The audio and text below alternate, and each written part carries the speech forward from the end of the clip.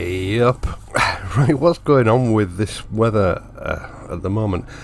I mean, as motorcyclists, we're more acutely aware of what's going on, with the weather than a lot of other people. For example, office workers that don't ride motorcycles, because our daily commute or our day out on our motorcycle does depend quite heavily on what the weather's doing. We need to know, whether it's going to be safe to travel in the weather conditions, or whether we're going to need to put our waterproofs on, or whether we're going to need to take them with us in case we have to put them on. I think most motorcyclists, like me, keep an eagle eye on the weather forecasts all the time, and all the time the weather forecasts let us down.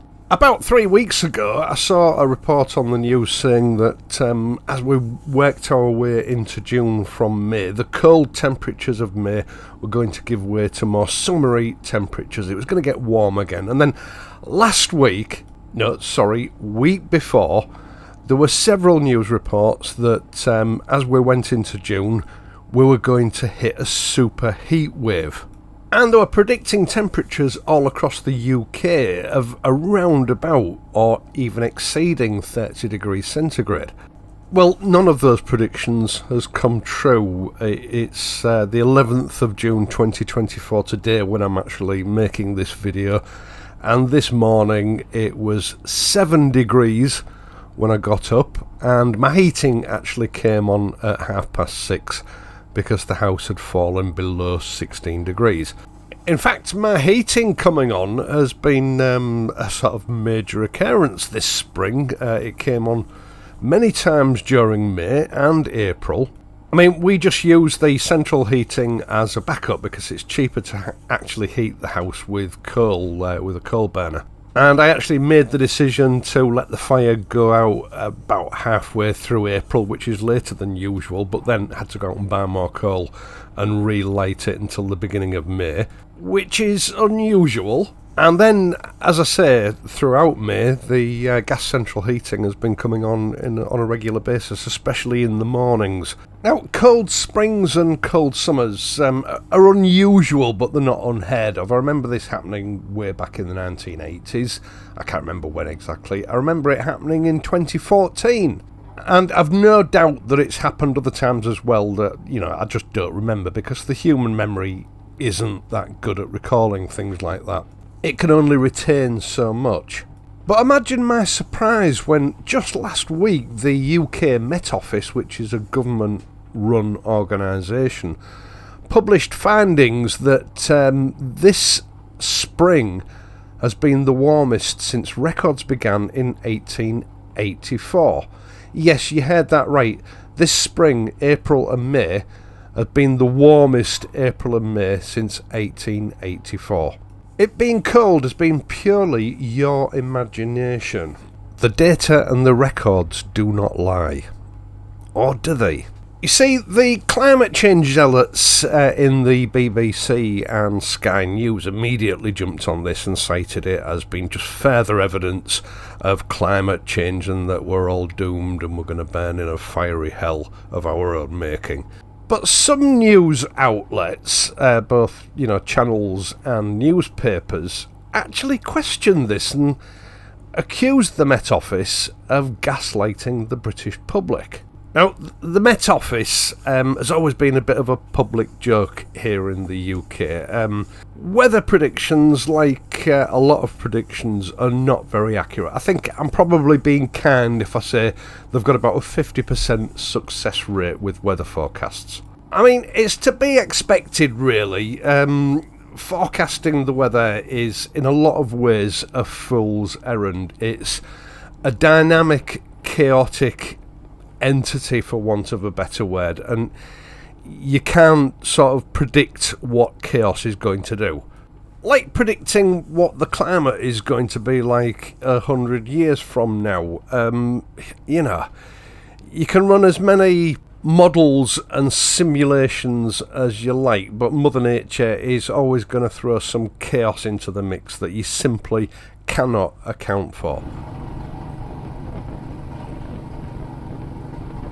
Now, in response to these accusations from various news networks, the Met Office sort of released a statement which I think was meant to sort of settle the matter and put it all to rest. But really, all it did for me was raise more questions, because they didn't really make things any better for themselves.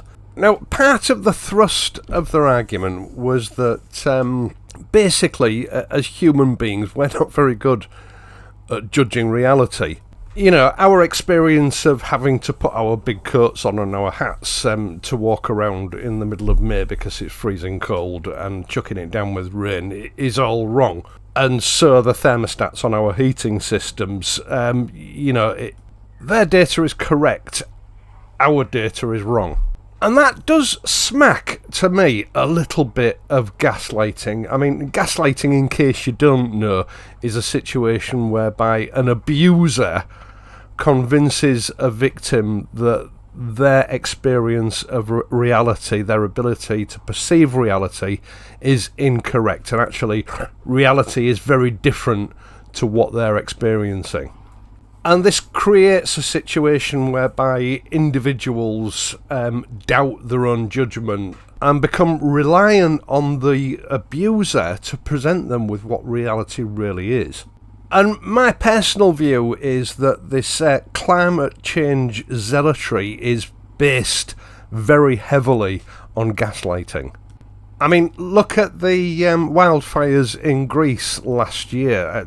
Every media outlet you can think of just about blame this on climate change. It was climate change causing these wildfires. Now, statistically, wildfires are caused by people, whether it be intentionally or by accident.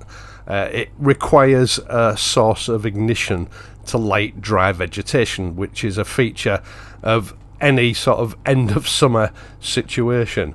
In a much smaller number of cases, things like lightning strikes and volcanic eruptions can also cause wildfires.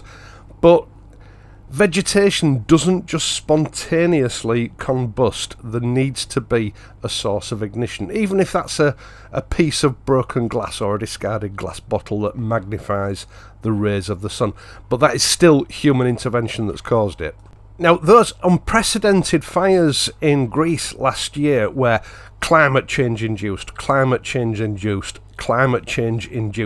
that's all we were being told by the media day in, day out whilst it was happening, until the Greek authorities announced that they'd made, was it 76 or 79 arrests for arson.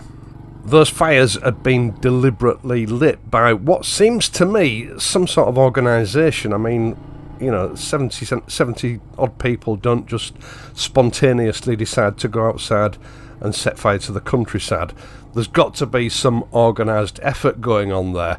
And at that point, the mainstream media that had been pushing this as a sign of climate change suddenly shut up and stopped talking about it. It was never mentioned again, nor did we ever find out who these 70 odd people were that were arrested for it. And working as devil's advocate here, I can't help thinking that there was perhaps some climate zealotry behind those fires intended to push home the urgency of climate change. It's just supposition on my part, but what are you left with when everybody goes quiet and everyone stops talking about it and no information is released? Now, the problem is the Met Office have gained something of a reputation over the last 10 years or so for being climate change zealots. They seem to be doing everything they can to prove that climate change is a thing and that it's human-induced and that we need to go down the route of net zero. I mean, at the end of the day, they're a government organisation, and for the first time in their lives, they actually have a position of power and importance because, it's the weather, and that's what they do. It's the first time they've been relevant in the complete existence of the whole organisation, and they don't really want to lose that. I mean, they were fact-checked back in February when a spokesman from the Met Office declared that storms in the UK are becoming a more frequent occurrence because of climate change, and that wind velocities within these storms are higher than they've ever been before because of climate change. Again, this was fact-checked. Public information request was put into the Met Office, and they had to retract that statement because it's not true. They had no proof that that was the case at all. It was just one individual's opinion, had no basis in fact. And the Met Office didn't volunteer a retraction, they had to be forced into it. So clearly this kind of behaviour is endemic within the Met Office itself. Now, of course, the whole thrust of the argument that climate change is human-induced, it centres around the production of CO2, carbon dioxide. Yet one of the reasons that, or sort of one of the mitigating reasons, the main mitigating reason actually, that the Met Office actually put forward for the temperatures being higher than we perceived them to be was that because of cloud cover, the days were cold, but in the evening, because the cloud cover continued, it wouldn't allow the escape of heat. So it was keeping nighttime temperatures higher than they would normally expected to be, which had skewed the data and actually made it appear warmer than it felt, if that makes any sense. Now, clouds are made up of water vapour, which of course is not CO2, it's H2O.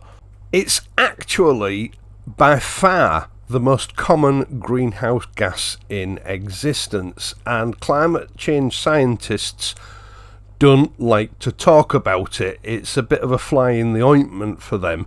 They prefer to talk about CO2 because, of course, water vapour, H2O, clouds are completely 100% naturally occurring.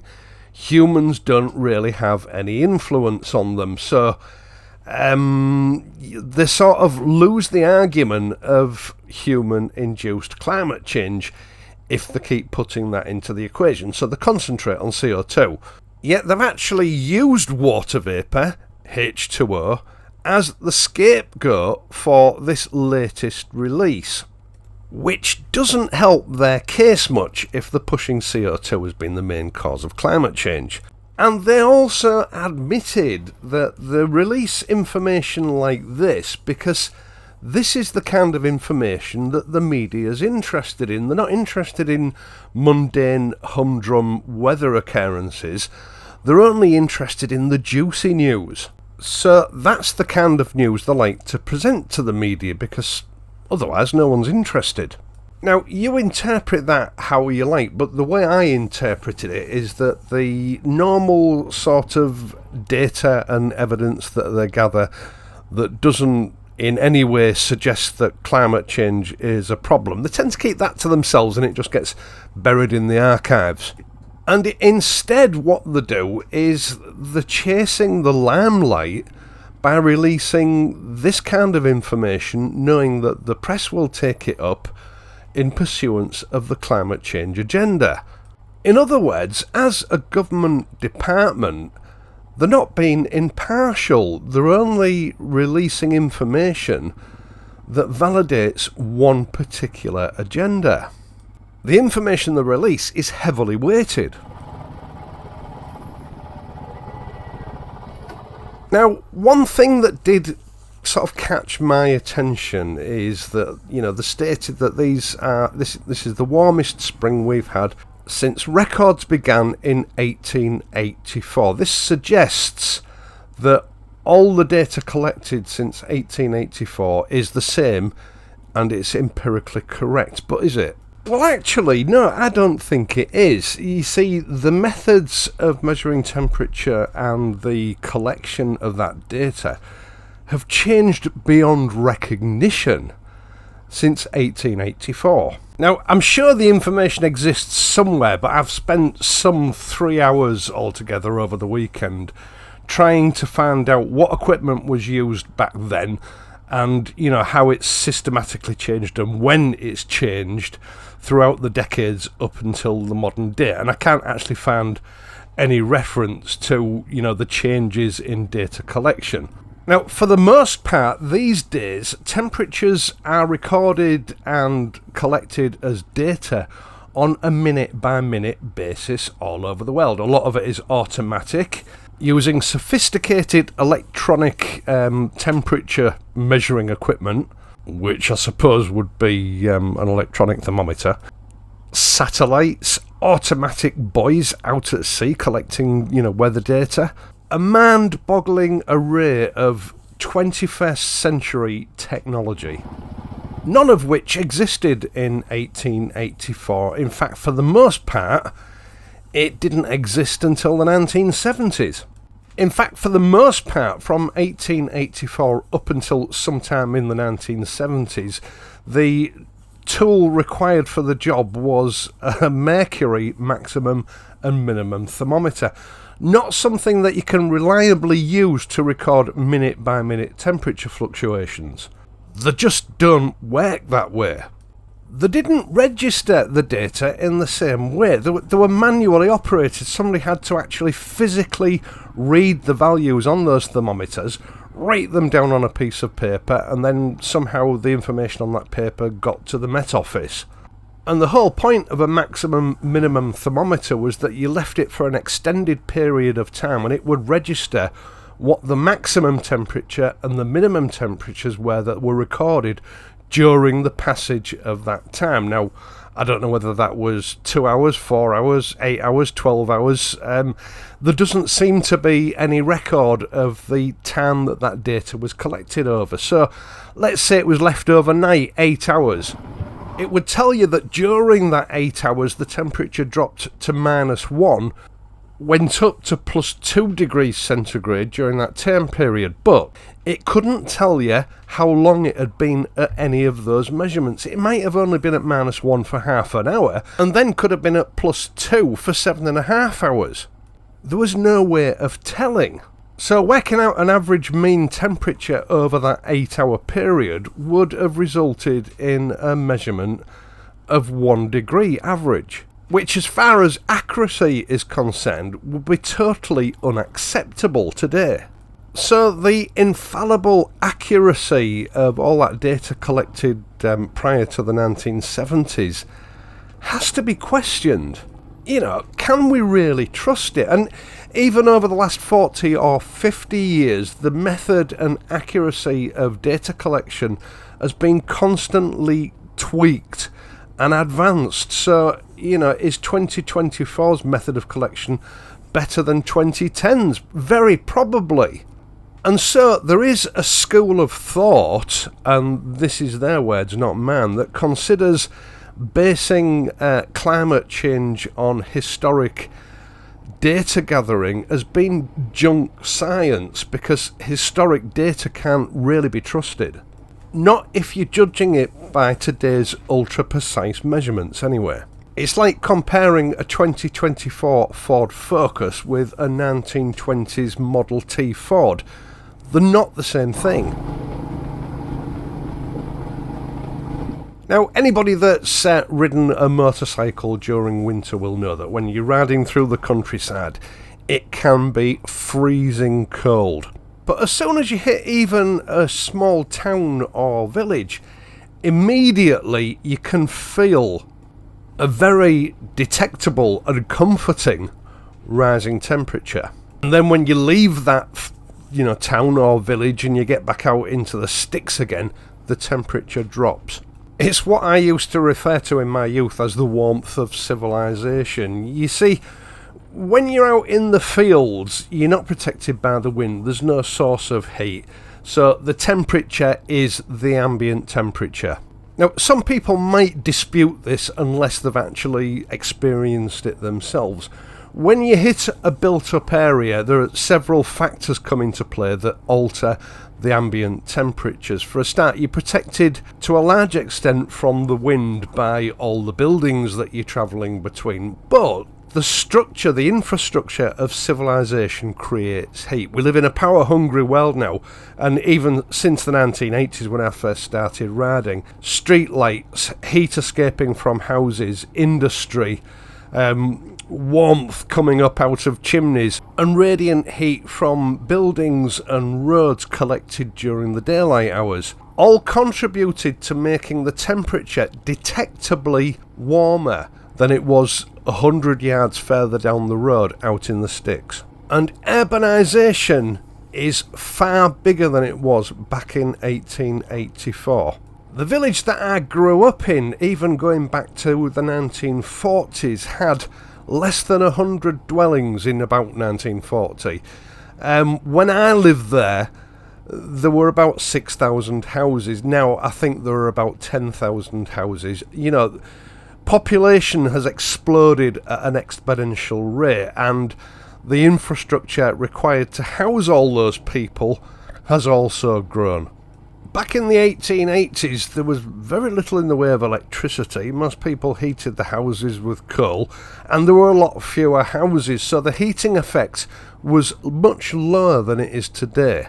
And I'm drawing reference to that little village because it is still one of the data points for collecting local temperatures.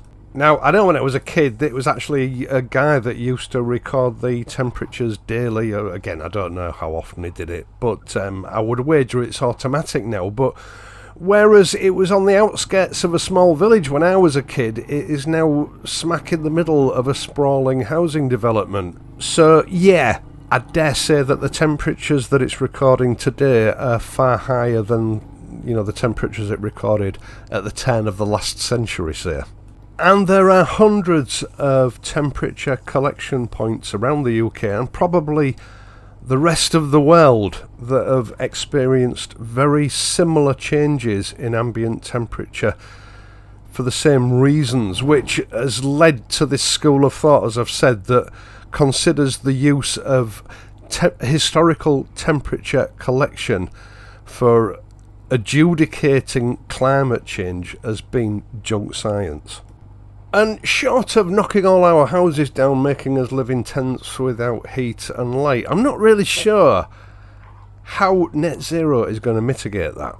Right, well, I'll leave you to think about that. I mean, you know, it's certainly food for thought there. I actually intended putting a totally different video out today, but you know, the weather predictions were totally wrong, and it was just chucking it down on Monday when I got up. It's doing the same today. And I just thought this announcement from the Met Office was funny and it was worth talking about. I'll leave it with you. Once again, thank you so much for taking the time to watch this and my other videos. I really do appreciate it. I will be back on Friday. Hopefully I'm going to be able to get some filming done on Wednesday, although the weather report isn't looking good, which means it'll probably be okay. We'll see. Anyway, if you're riding, please ride carefully, and I'll see you on Friday.